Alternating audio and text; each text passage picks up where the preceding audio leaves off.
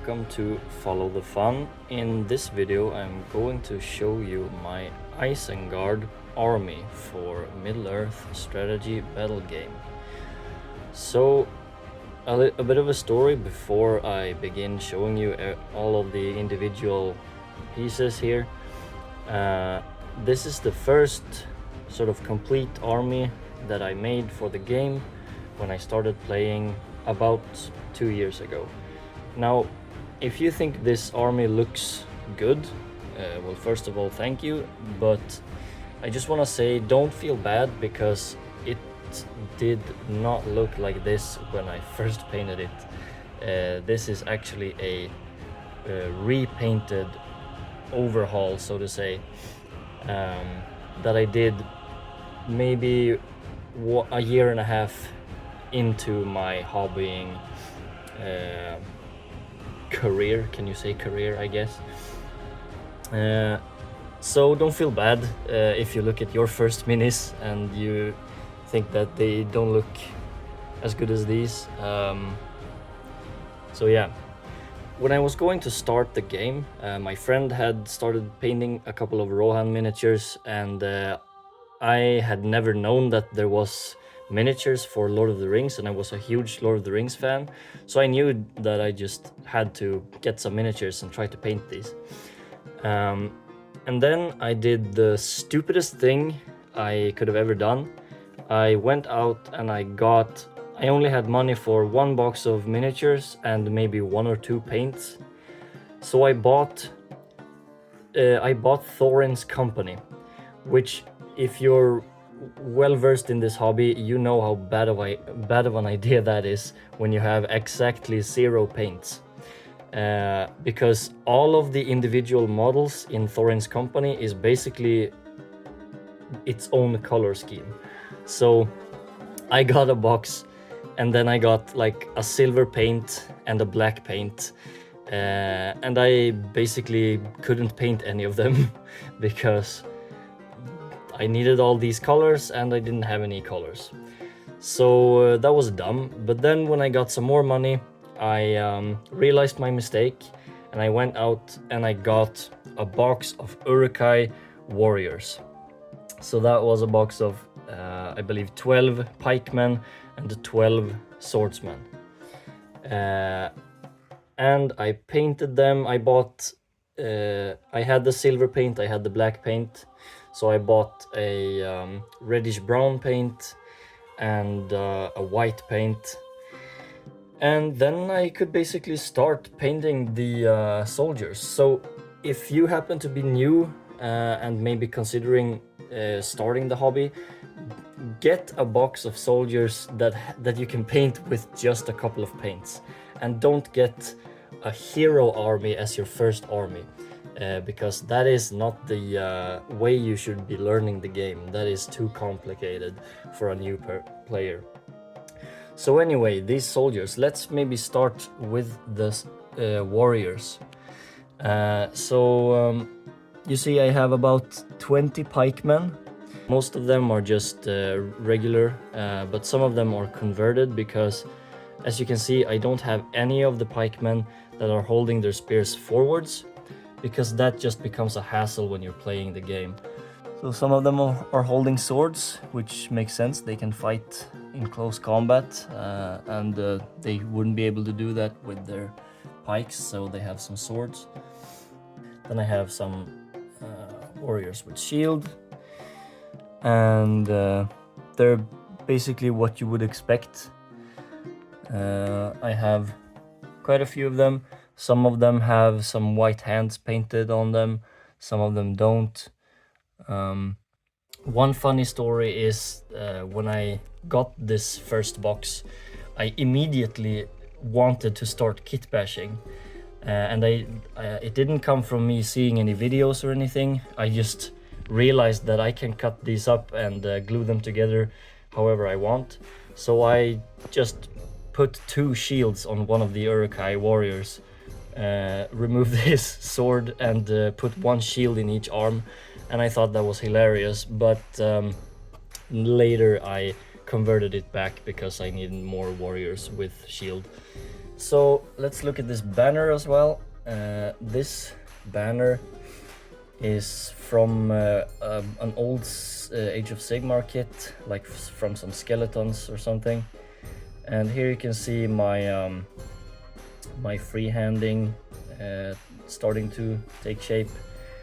And yeah, I just glued the banner piece right to his spear there, or a pike. So yeah, that's my only banner for the army, which is kind of important. Then I have these crossbowmen. I really like these miniatures, even though they're horrible resin, or fine cast, I should say. But yeah, they look nice. They're fun in game, and yeah, they look the same as the other warriors basically. And here I have some converted captains. As you'll see later, I bought the metal ballista, and I managed to copy the head of the captain with some sculpting shenanigans, and I put them on a crossbow guy and a normal warrior. So I have a captain with crossbow and a captain with shield. Painted a hand on the face there. Very happy with how those turned out. And then we can move further here to the drummer. And this is an interesting little conversion. The drum here itself is actually the bottom end of a Sharpie marker. So I just cut off the tip of a Sharpie marker, and that had that general shape. And then I had some climber's tape, you know, the kind of tape that's kind of fabricy, and I just put a piece of that over the sharp piece of Sharpie there. And then this, I believe, is some sort of the strap here. You could make it with green stuff, but I had some sort of plastic string thing that I was able to use. And the stick he's holding is just the sword he had before, but I just shaved it down to a stick shape. And the body is from an engineer, as you can see. So moving further, I have 2 berserkers, and that's kind of unfortunate. I only have 2 berserkers. I would like to have a lot more of them, but I just don't want to get the fine cast ones, and these are the only plastic ones that come in the box together with the engineers, and they have the same pose. So there are plastic berserkers, but they have the same pose. So I just tried to change them a little bit. So one is holding the torch up high, and one is holding it kind of to the side, but they're holding the swords in the same way. But yeah, so I hope that Games Workshop comes out with plastic berserkers. That would be very nice, but probably not for a long time. So oh yeah, so this is actually an expansion I would like to do to the army. I would like to find some alternative plastic miniatures that has the muscly bare upper bodies, and then find a way to make those big swords. And I could get the torches from the new Wild Men of Dunland that recently came out. So yeah, that's maybe a project for the future. Now here you can see the engineers. I only have 4 of them as normal engineers on foot, and here I have the bombs there. I have actually never used these in a game. I've heard that they're very good, but I don't know. They feel like a siege unit more than an army points army kind of unit. So I just haven't ever really used them. And on the topic of engineers, I guess it's time to show you these ladders. So normally when you buy engineers, you get these ladders, and they're really cool, but you're basically just meant to use them in sieges, and most people just have them on the side, sort of in between some miniatures, to sort of symbolize them carrying the ladders. But I decided to do this.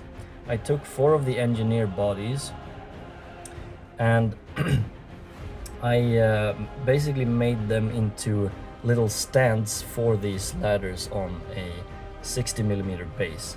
Now these 60mm bases are actually the sort of rounded see-through clear bases that come with, for example, the eagles, which I have an army of eagles, and I wanted to make proper regular bases for them, so I had all these clear bases to spare. So that was a very fun sort of, I mean, as they're not really usable in a normal army, but when I would play a siege, I can just have these to the side and then put them up against a wall, and they sort of have a lean to them, and it looks like the engineer is putting up the ladder, and the other models can come along. They can slot into these little slots and look like they're climbing the ladder. So, and then here comes the big metal models. So I have this metal, what's it called? It's a battering ram. I just totally blanked there. It's a battering ram. I really like this miniature. I have tried it in a game once, in a siege game, and it broke a door, which is its entire purpose. As you can see, I modeled the ground to kind of be going upwards, so they're marching up to a door, and they're going to break it. And you can obviously put some more, maybe use the engineers, put some more dudes on the side here to simulate them carrying, more people carrying the battering ram. Then we have the siege ballista and its crew. Now, I believe this was actually the first big metal model I got. I probably had small metal miniatures, but not something this big. And it was a bit of a challenge to put together. I had to use super glue and baking soda to put it together. That's a tip. If you put baking soda on super glue, the baking soda becomes a sort of material that fills in the gaps and helps sticking everything together. And here's the little pikeman, and then this is probably my favorite miniature in the entire army, the metal captain. This is just a cool miniature, man. Regardless of how you paint it, it looks nice. So yeah, I don't have anything more to say. So then we get to Saruman and Grima. Or wait, let's talk about these first. So this is something kind of fun. These are actually my objective markers. And if you realize what it is, it's actually from the movie when they were digging out the new hatched urukai from the dirt there. So you have an orc with a stick to dig them out, and he's not really used in any games, but I just wanted to make him as well. And if you look very closely at these little bases, you can actually see a vague shape of a urukai head and arm underneath all this glossy, goopy mud. So that was a very fun thing I did one day. I used blue stuff and sculpting putty to sort of press the shapes of some urukai scouts and get a little piece of the head to put on the base. and then cover it with mud and gloss medium. Now let's talk about the Sweaty Man Grima Wormtongue. As you can see, here is the official miniature. Now I think this one would also look better if I covered the desk light here, like so. My paint job here, it becomes more effective when you have a little subtle light. It's supposed to be a bit of sort of moonshine glow from above, and then fiery, flickery red light from below and from the front. And I also used gloss medium on his head to sort of make it look sweaty and shiny, which was pretty fun. And then here is the only non-Games Workshop miniature in the army, which I just wanted to have a Grima Wormtongue on horse, and I found a 3D print option for it. But now in the new edition, Grima Wormtongue can't take a horse anymore, so I mean, I guess I'll just throw this in the trash. No, I'm just kidding. It's gonna stay here. Maybe I'll repaint it to have it in like Traitors of Rohan in one of these new Rohan armies. That could be cool. And then we have Saruman himself, and again I'm going to cover the light so you can have a better look at how these are painted. Now I actually posted some pictures of this army onto Reddit, and someone called this miniature Piss Stain Saruman, and that kind of hurt my feelings a little bit. But Saruman the White, or should I say Saruman the Stupid?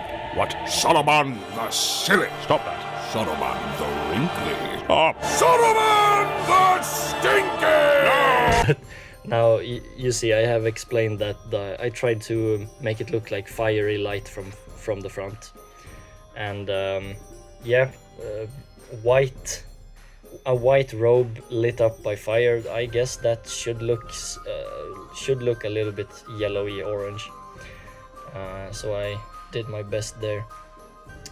Now the horse miniature, that looks really nice. I mean the miniature itself. It's very cool. It's one of the newer plastic Games Workshop miniatures. And then on the foot version, I decided to put his palantir on the base itself, and so his hand looks like he is talking to the through the palantiri there. So yeah, that is, I believe that is it.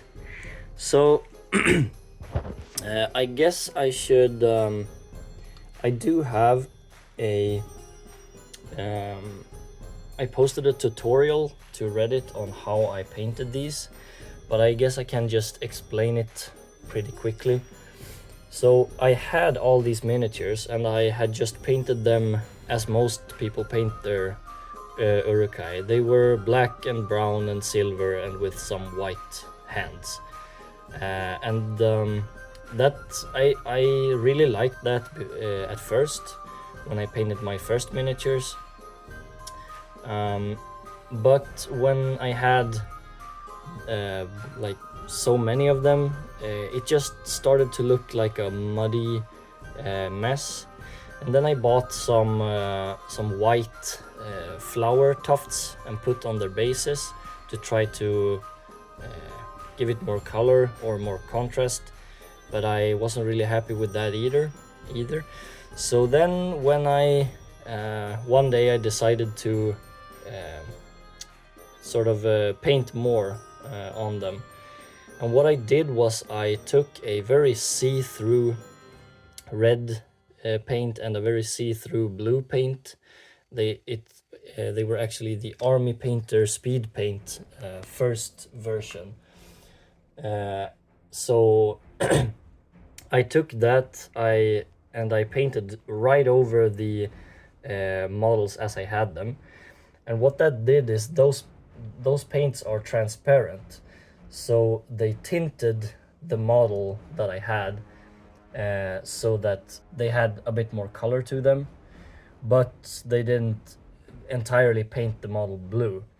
And then and then I took some matte red to sort of paint a bit on the underside of the miniatures to simulate the warmth from the fires of the cracks in Isengard. And then instead of highlighting with a silver paint or a white paint, I highlighted with the lightest blue I had, so that it looks like the light being reflective is actually a bluish light. And now I think on mass, at least it's more colorful. To me, I want color in my armies, not just brown and silver. So yeah, I'm very happy with this army. Now, if I have a lot more finished armies that I could show on this channel, I will show you quickly what I could show you. I have the other half of Isengard. I could show the scout army, the scout portion of the army. I could show my Eagles army, my Beornings army, my Moria goblins, my dwarves of Erebor. And those are the main ones, the main armies that are actually finished. So yeah, make your voice heard in the comments which army you want to see next, and tell me what you thought of this type of video, this and this army. If you liked it, leave a like, and I hope I'll see you in the next video. Goodbye.